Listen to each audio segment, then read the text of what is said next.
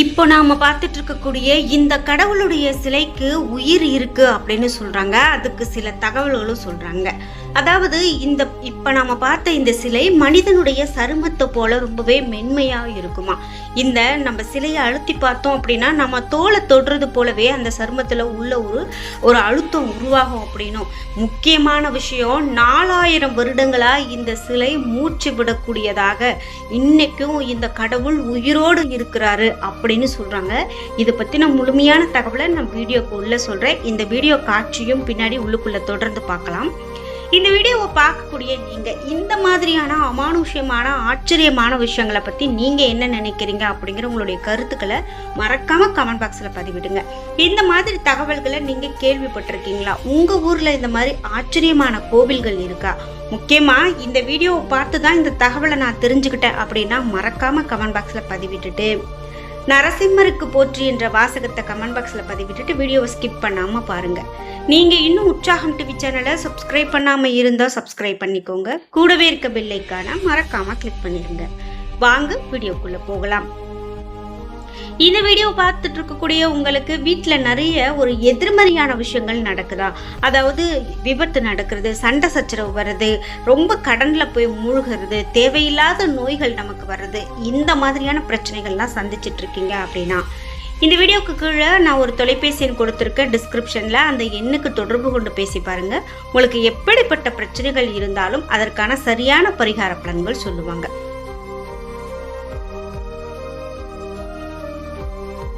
நீங்க இப்போ பார்த்துட்டு இருக்கக்கூடிய இந்த வீடியோ காட்சியிலே இந்த கடவுள் நரசிம்மருங்க.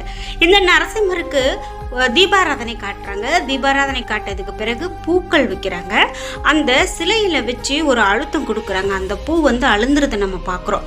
அதாவது என்ன சொல்றாங்க அப்படின்னா, மனிதருடைய சருமத்தை போலவே இந்த நரசிம்மர் இருப்பாரு அப்படின்னு சொல்றாங்க. அழுத்தினால் அந்த சருமத்துல உள்ள ஒரு தள்ளல் உருவாகுது அப்படிங்கிறது தான் மிகப்பெரும் ஆச்சரியமா சொல்றாங்க. அதை தான் நாம இப்போ இந்த வீடியோ காட்சியில பார்த்தோம். 4000 ஆண்டுகள் பழமையான கோவில், 4000 ஆண்டு பழமையான இந்த சிலையில இன்னைக்கும் மூச்சு விடக்கூடிய சத்தம் அந்த சிலையினுடைய பின்புறம் இருந்து கருவறையில கேட்டுக்கிட்டே இருக்கும் அப்படின்னு சொல்றாங்க. அது எவ்வளவு பெரிய அதிசயம். சரி, இந்த கோவில் எங்க இருக்கு அப்படின்னு கேட்டீங்கன்னா தெலுங்கானா மாநிலம் வாரங்கல் அப்படின்னு சொல்றாங்க. அந்த மாவட்டத்துல, வாரங்கல் மாவட்டத்துல மல்லூர் அப்படின்னு சொல்லக்கூடிய தளத்துல காட்டுக்கு நடுவுல அமைந்திருக்கிற இந்த ஸ்ரீ லக்ஷ்மி நரசிம்மர் திருக்கோவில், ஹேமாச்சல லக்ஷ்மி நரசிம்மர் அப்படின்னு சொல்லுவாங்க. அப்படிப்பட்ட இந்த கோவில்ல தாங்க இந்த ஆச்சரியம் நடக்குது. இன்னைக்கும் அவர் மூச்சு விடக்கூடிய அந்த சத்தத்தை நம்மளால உணரவும் முடியும், கேட்கவும் முடியும் அப்படின்னு சொல்றாங்க. 1-2-4 ஆண்டுகள் பழமையான இந்த லக்ஷ்மி நரசிம்மர் கோவில் கடல் மட்டத்திலிருந்து சுமார் 1500 அடி உயரத்துல புட்டுக்கொண்டா அப்படின்னு சொல்லக்கூடிய மலை உச்சியில அமைஞ்சிருக்கு. இந்த கோவிலுக்கு நீங்க போயிருக்கீங்க அப்படின்னா மறக்காம உங்களுடைய கருத்துக்களை கமெண்ட் பாக்ஸ்ல பதிவிடுங்க. முக்கியமா நான் போனதில்லை, ஆனா இந்த தகவலை இப்போ உங்க வீடியோவில் பார்த்து தான் தெரிஞ்சுக்கிட்டேன் அப்படின்னு சொன்னாலும் கமெண்ட் பாக்ஸ்ல சொல்லிட்டு போயிடுங்க. முக்கியமாக அகஸ்திய முனிவர் இந்த மலைக்கு ஹேமாச்சலம் அப்படின்னு பெயரிட்டதாகவும், ராவணன் தன்னுடைய சகோதரியான சூர்பனகைக்கு இந்த இடத்தை பரிசாக கொடுத்ததாகவும் சொல்றாங்க.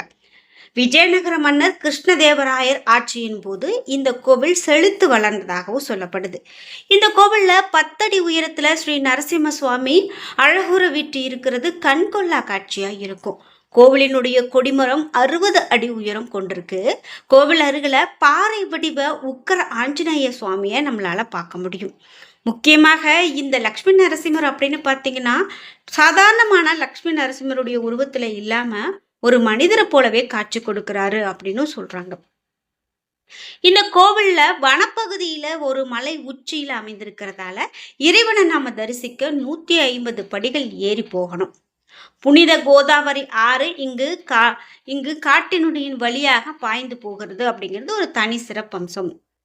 கோவிலுக்கு அருகில நரசிம்மருடைய பாதத்துல இருந்து நீரோடை ஒண்ணு ஓடுறத நம்மளால பார்க்க முடியும். இதற்கு சிந்தாமணி ஜலபதம் அப்படின்னு சொல்லி ஒரு பெயரும் சொல்றாங்க. இந்த நீர் ரொம்பவே புனிதமாகவும் மருத்துவ குணம் நிறைந்ததாகவும் சொல்றாங்க. இதுல ஒரு முக்கியமான விஷயம் என்ன அப்படின்னு பார்த்தீங்கன்னா, இந்த நரசிம்மர நம்ம அதிகமா அவரை தொட்டு அழுத்தும்போது, அந்த சிலையினுடைய அடியிலிருந்து ரத்தம் போன்ற திரவம் வர்றதா கூட ஒரு தகவலும் சொல்லப்படுது. இதுல எந்த அளவுக்கு உண்மை அப்படிங்கிறத நமக்கு தெரியாது. ஆனாலும் 4000 வருடங்களாக இங்கு வீற்றிருந்து மக்களுக்கு இப்படி ஒரு ஆச்சரியத்த கொடுத்து கொண்டிருக்கக்கூடிய கோவில் அப்படின்னு சொன்னா மிகையாகாது. சுயம்புவான இந்த நரசிம்மர் சிலையில இருந்து அவ்வப்போது ரத்தம் கசியறதால இங்க இருக்கக்கூடிய அர்ச்சகர்கள் நரசிம்மருடைய சிலைய சந்தனத்தை கொண்டு மூடி ரத்தப்போக்க நிறுத்துறதாகவும் ஒரு தகவல் சொல்லப்படுதுங்க. மகாவிஷ்ணுவனுடைய 4வது அவதாரமாக போற்றப்படக்கூடிய இந்த நரசிம்மர் இந்த கோவில்ல உக்கிர நரசிம்மராக காட்சி கொடுக்கிறார் அப்படின்னா அது மிகையாகாது. அதாவது உக்கிர நரசிம்மர் தான் நம்ம புராணங்கள்ல கேள்விப்பட்டிருப்போம். அந்த உக்கிர நரசிம்மராக இவர் இங்க காட்சி கொடுக்கிறாரு. இந்த ரத்தம் வடிதல் அப்படிங்கிறதெல்லாம் எவ்வளவு பெரிய அதிசயமாக இன்னைக்கும் பார்க்கப்படுது. இந்த கோவிலினுடைய பிரம்மோற்சவ விழா வைகாசி மாதத்துல ஏப்ரல் மாத ஒரு சமயத்துல சிறப்பாக நடைபெற்றது அப்படின்னு சொல்லலாம். குறிப்பாக 2003ஆம் ஆண்டு கோதாவரி புஷ்கரத்தின் போது இந்த கோவில் புதுப்பிக்கப்பட்டது அப்படின்னு சொல்லலாம். சுற்றிலும் பசுமை வாய்ந்த வனப்பகுதியில் அமைந்திருக்கக்கூடிய இந்த கோவில்ல தியானம் மற்றும் பிரார்த்தனை செய்ய நிறைய பக்தர்கள் வருகை தராங்க.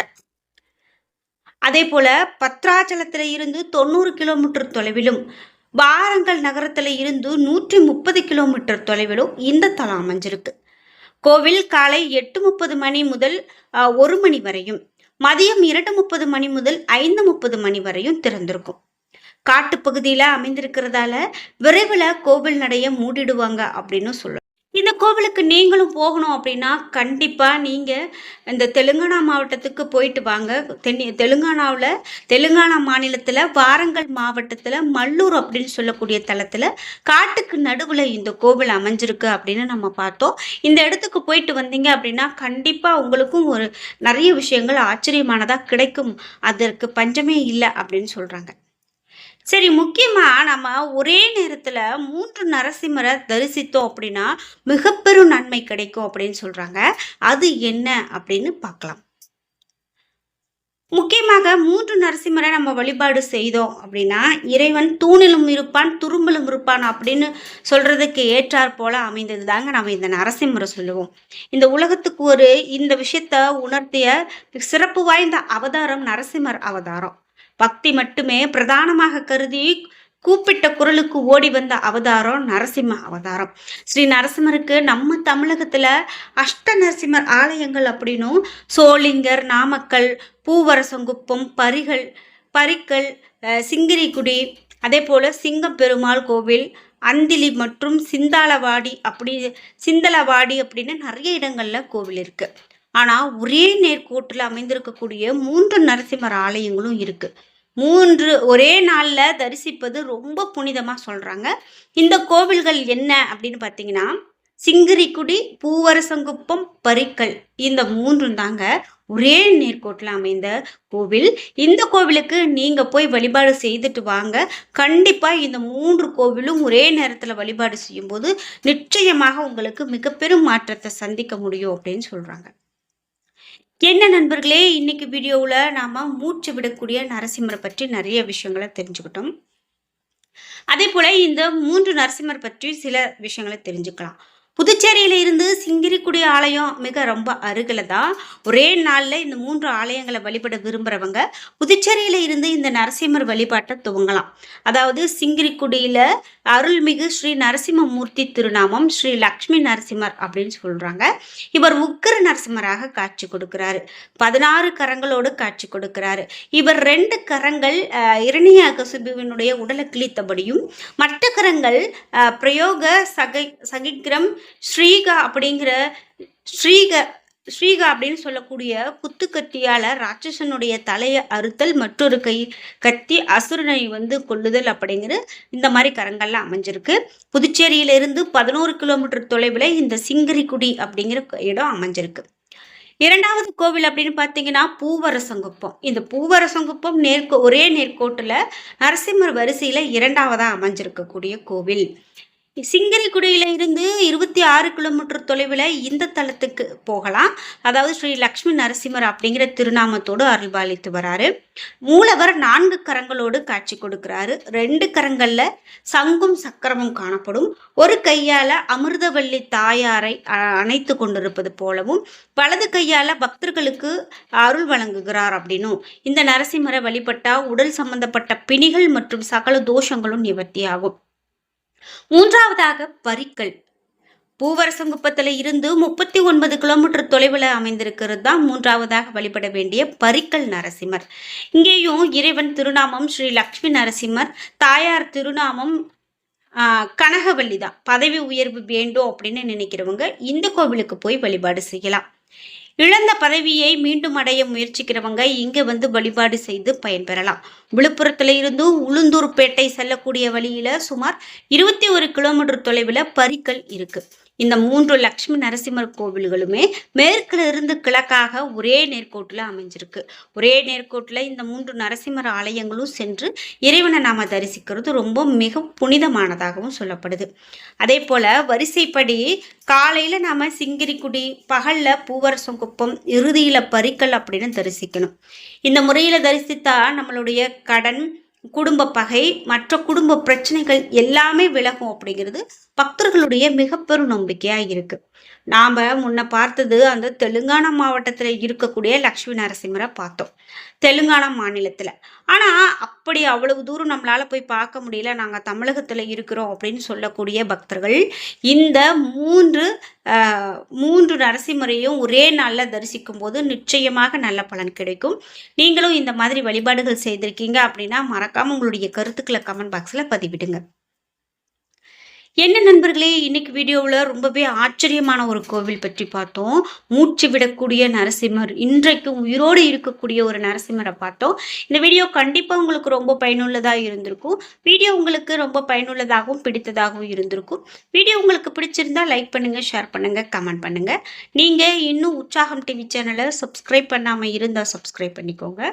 கூடவே இருக்க பெல் ஐக்கானை மறக்காமல் கிளிக் பண்ணிடுங்க. நன்றி வியூவர்ஸ்.